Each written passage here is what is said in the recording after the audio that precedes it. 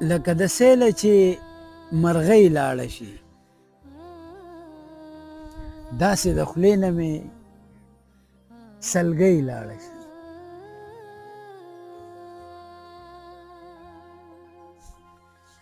کور یې کور نه وي، هدیره پاتې شي. د چا د کوره چې ابۍ لاړه شي. د درد تپوس د هغه پلاره وکړه،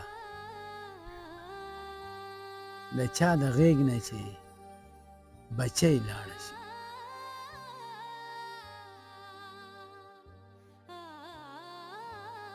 چې کړو د امن محبت خبرې،